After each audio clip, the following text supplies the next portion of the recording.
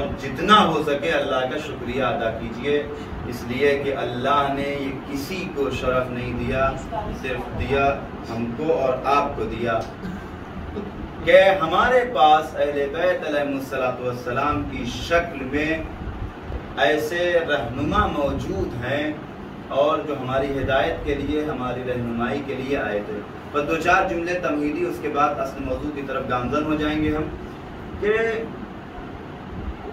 واقعی شکریہ ادا کریں۔ اور یہ ہمارے لیے جسٹ امیجن کہ بالکل جنت کا ٹکڑا ہے یہ، مگر شرط وہی ہے کہ سمجھ میں اس کی آئے گا کہ جو معرفت اہل بیت علیہ السلام رکھتا ہوگا، یہ شرف دنیا میں کسی قوم کو نہیں ملا، یہ فضیلت کسی اور کو حاصل نہیں ہے، صرف آپ کہہ سکتے ہیں کہ ہمارا امام ایسا ہے فخر کے ساتھ۔ ورنہ کچھ ایسے بدقسمت بھی ہیں کہ جو اس عمل کو باطل بھی قرار دیتے ہیں۔ ولادت کیا منانا، ایک مرتبہ ہو گیا، ختم ہو گئی بات، یہ روز روز ولادت جو ہے اس کو عید کے طور پہ نیا کپڑا پہن رہے ہیں، خوشبو لگاتے ہیں۔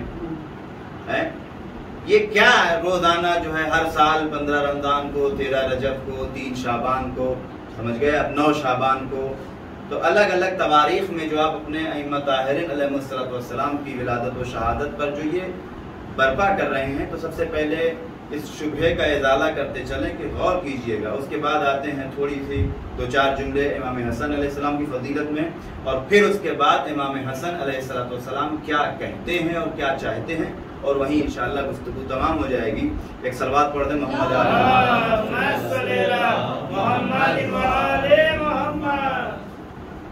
دیکھیں اس کا ایک جواب تو یہ ہے کہ ہم یہ جو دیکھیں یہ سارا بیان ان کے لیے ہے کہ جو اہل بیت علیہ السلام پہ اعتراض کرتے ہیں، ساتھ ساتھ سمجھنے کی صلاحیت بھی رکھتے ہوں، ورنہ کچھ ایسے دشمن اہل بیت علیہ السلام ہیں کہ ان کو کسی دلیل کی ضرورت نہیں ہے۔ آپ ان کے سامنے چاہے جتنی فضیلت اہل بیت کی بیان کر دیجئے، وہ اہل بیت سے محبت کرنے والے نہیں ہیں۔ آپ اپنے اطمینان کے لیے، ہم کو کسی سے لڑائی نہیں کرنی ہے، کسی سے جھگڑا نہیں کرنا ہے، آپ اپنے اطمینان کے لیے آپ کو پتا ہونا چاہیے کہ ہم ولادت اور شہادت کی تواریخ میں کیوں پروگرام برپا کرتے ہیں۔ ایک صلوات پڑھتے محمد۔ اس کا ایک جواب تو دیکھیں یہ ہے کہ قرآن کریم نے خود کہا ہے وَمَن يُعَظِّمْ شَعَائِرَ اللَّهِ، کہ اگر کوئی انسان اللہ کی نشانیوں کی تعظیم کرتا ہے فَإِنَّهَا مِن تَقْوَى الْقُلُوبِ۔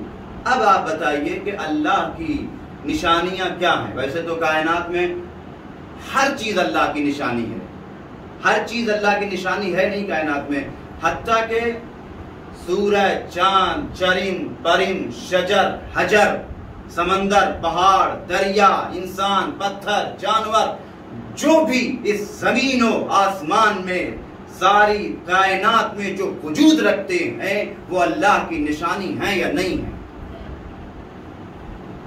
سَنُرِيهِمْ آيَاتِنَا فِي الْآفَاقِ وَفِي أَنفُسِهِمْ حَتَّى يَتَبَيَّنَ لَهُمْ أَنَّهُ الْحَقُّ۔ اللہ نے خود کہا ہے، تو کائنات میں موجود ہر چیز اللہ کی نشانی ہے یا نہیں ہے؟ تو ہم ہر چیز کی تعظیم کریں۔ کتا اللہ کی نشانی ہے یا نہیں؟ جس بھی مخلوق کو دیکھیں کہ جس سے ہم خالق کی طرف ذہن چلا جائے وہ اللہ کی نشانی بنے گا نہیں بنے گا؟ تو کیا قرآن یہ کہنا چاہتا ہے کہ کائنات میں اللہ کی جتنی نشانی ہے سب کی تعظیم کرنا ہے؟ جبکہ قرآن نے یہ کہا کہ جو بھی اللہ کی نشانیوں کی تعظیم کرے گا، احترام کرے گا، اسی کے دل میں تقویٰ آئے گا۔ آپ کہہ سکتے ہیں کہ یہ اللہ کی نشانی نہیں ہے، ہر چیز اللہ کی نشانی ہے، تو پھر ہم اس قرآن کی آیت کا کیا مطلب نکالیں؟ قربان جائیں ہماری جانیں ان مفسرین پر کہ جو قرآن کے مطالب کو کھولتے ہیں، کہتے ہیں یہاں پر نشانیوں سے مراد ہر نشانی نہیں ہے بلکہ ایک لفظ یہاں پہ پوشیدہ ہے، وَمَن يُعَظِّمْ شَعَائِرَ دِينِ اللَّهِ، جو اللہ کے دین کی نشانیوں کی تعظیم کرے، یعنی کائنات میں موجود ہر شے اسی وقت اللہ کی نشانی بن سکتی ہے جب وہ کسی نہج سے دین کی طرف منسوب ہو جائے۔ ہر کتے کی تعظیم نہیں کرنا ہے، مگر اگر اصحاب کہف کا کتا ہے تو اس کی تعظیم کرنی ہوگی۔ صلوات پڑھ دے محمد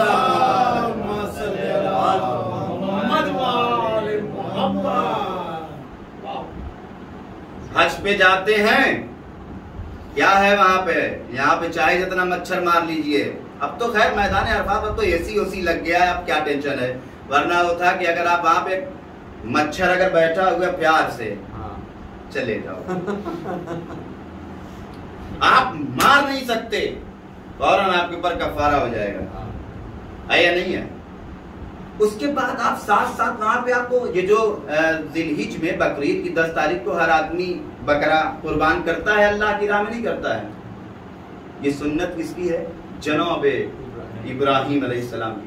وہاں پر بھی کچھ لوگ جب جاتے ہیں حج کرنے کے لیے تو اپنے ساتھ اپنی قربانی لے کر کے جاتے ہیں اور دمبا لے کر کے جاتے ہیں، جس کے پاس جو جیسی جس کی جو ہے طاقت اور قدرت ہو۔ تو ہوتا کیا ہے کہ لوگ نشانی کے طور پہ اس کے گلے میں ایک قلادہ، ایک پٹا وغیرہ یا کچھ نشان لگا دیتے ہیں۔ کیوں نشان لگایا جا رہا ہے؟ کہ یہ اس لیے نشان لگایا جاتا ہے کہ اگر بائی چانس یہ بکرا ہم سے جدا ہو جائے اور کسی کو دکھائی پڑ جائے تو کوئی اس کو مال غنیمت نہ سمجھے، جس کو بھی ملے سمجھ لے یہ پٹا لگا ہے، او ہو اس کا مطلب یہ کسی کی قربانی ہے جو اس سے جدا ہو گئی ہے، چلو اس کی طرف سے قربان کر دو۔ اگر کسی انسان نے جانور کو مخصوص کر دیا تو دین کیا کہتا ہے کہ آپ اس جانور پر سواری نہیں کر سکتے۔ ایک کیا ہر بکری کا احترام کرنا ہے، ہر بھیڑ کا احترام کرنا ہے آپ کو؟ نہیں، چونکہ اب یہ بھیڑ منسوب ہو گئی دین کی طرف قربانی کے لیے، لہذا اب اس کا احترام کرنا ہے، حتیٰ کہ جو اس کے گلے میں رسی پڑی ہوئی ہے اس کا بھی احترام واجب ہے۔ اس کا مطلب کہ جو دین کی طرف منسوب ہو جاتی ہے اس کا احترام کیا جاتا ہے، ہر چیز کا احترام نہیں ہے۔ تو اب اگر ایک کتا، ایک بکرا، ایک اونٹ دین کی طرف منسوب ہو جائے، جانور ہونے کے باوجود لائق تعظیم ہو سکتا ہے، تو اگر کچھ انوار مقدسہ ہوں کہ جن کو دین کی طرف منسوب کر دیا جائے، کبھی بیت ان کو وجہ اللہ، کبھی لسان اللہ، کبھی ید اللہ، کبھی عین اللہ، کیا ان کا احترام نہیں ہونا چاہیے؟ کیا ان کا احترام نہیں ہونا چاہیے؟ کیا ان کی ولادت پر جشن نہیں ہونا چاہیے؟ نہیں ہونا چاہیے۔ کیوں نہیں ہونا چاہیے؟ مر گئے ہیں۔ قرآن کہتا لا تحسبن الذین قتلوا فی سبیل اللہ امواتا بل احیاء عند ربہم یرزقون، کہ جو اللہ کی راہ میں قربان ہو جائیں، شہید ہو جائیں، ان کو مردہ مت سمجھو، وہ زندہ ہے۔ جب عام مومن اللہ کی راہ میں قربان ہو جائے، وہ شہید اور زندہ ہوتا ہے، تو اہل بیت علیہ السلام شہادت پا کر کے کیسے مردہ ہو سکتے ہیں؟ لہذا ان کی محبت میں جو قربان ہو جائے وہ شہید ہوتا ہے، تو خود یہ کیسے مردہ ہو سکتے ہیں؟ اور اگر یہ زندہ ہیں تو پھر ہم کہہ سکتے ہیں السلام علیکہ یا ابا عبداللہ۔ تو اب اچھا ایک مسئلہ کیا ہے، ابھی آپ جائیے، جو لوگ اعتراض کرتے ہیں سعودی عرب وغیرہ میں، وہاں پر آج بھی اگر ان کے یہاں کوئی کیا کہتے ہیں، وہ جو ڈسکوری چینل آتا تھا تو اس پہ ایک آدمی جو ہے جنگلوں کی کھوج کرتا تھا، ان کے یہاں کیا ہے کہ جو ہے فضاؤں میں بھی جاتے ہیں لوگ سرچ کے لیے، اور جب وہ واپس آتے ہیں تو پورا جشن جو ہے منایا جاتا ہے، کیا صاحب یہ فضا میں سیر کر کے آئے ہیں۔ اگر کوئی تھوڑا سا اوپر فضا میں چلا جائے واپس آئے تو جشن منایا جاتا ہے، کوئی معراج پر چلا جائے تو جشن کیوں نہیں ہونا چاہیے؟ کیوں نہیں ہونا چاہیے جشن؟ تو ہم کیوں کر رہے ہیں؟ چونکہ امام حسن علیہ السلام اسی سلسلے کی دوسری کڑی ہیں امامت کے اعتبار سے، اور اگر آپ معصوم کے اعتبار سے دیکھیں تو رسول اللہ، مولا کائنات اور بی بی زہرا کے بعد چوتھی کڑی۔ تو یہ بھی اسی کی کڑی ہے. یہ ہو گئی ایک بات. دوسری وجہ کیا ہے؟ قرآن کیا کہتا ہے؟ فذکر فذکر ان نفعت الذکرہ، تذکرہ کرتے رہو اگر تذکرہ کرنے سے فائدہ پہنچتا ہے تو. قرآن نے کہا ہے تو اگر تذکرہ کرنے سے فائدہ پہنچ رہا ہے تو تذکرہ کیا جا سکتا ہے. یہ قرآن نے کہا ہے.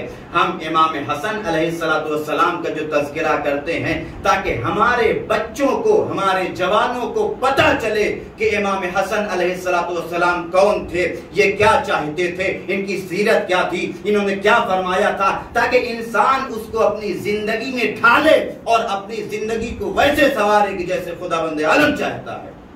فذکر ان نفعت الذکرہ.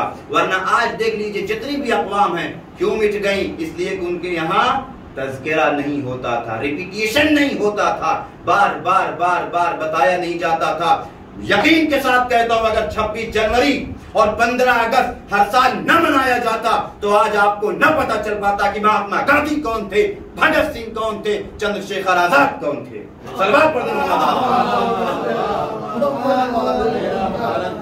کسی کو اتنی توفیق نہیں ہے، اتنی توفیق کسی کو نہیں ہے کہ کوئی گوگل پہ یوٹیوب پہ جا کے سرچ کرتا کہ مہاتما گاندھی کون ہے. مگر آج بچے بچے بچے بچے کو پتا ہے مہاتما گاندھی کون تھے، چندر شیخر آزاد کون تھے، بھگت سنگھ کون تھے. کیوں؟ چونکہ ہر سال تذکرہ ہو رہا ہے، ہمارے ذہنوں میں موجود ہے. آج کوئی جوان جب جوان ہو جاتا ہے تو وہ اپنا آئیڈیل بھگت سنگھ کو بناتا ہے، چندر شیخر آزاد کو بناتا ہے، کیونکہ اس نے ہر سال اپنے اسکول میں 15 اگست کو 26 جنوری کو سن رکھا ہے. ایسا کرتے تھے، ایسا کرتے تھے، ایسا کرتے تھے. میں بھی ایسا کروں گا تاکہ دنیا میرا نام یاد رکھے. تو اگر دنیا میں ترقی کرنا ہے تو جو دنیا کے ہیرو ہیں، جو دنیا کے آئیڈیل ہیں، ان کی سیرت پر چلنے کی کوشش کریں. ان کا تذکرہ ہر سال ہونا چاہیے. جن کو اللہ نے دین کا آئیڈیل بنا کر کے بھیجا ہے ہر سال تذکرہ کرتے رہو تاکہ بچوں کو پتہ چلے حسن کون تھے، ہم بھی ویسے ہی بننے کی کوشش کریں. صلوات پڑھتے محمد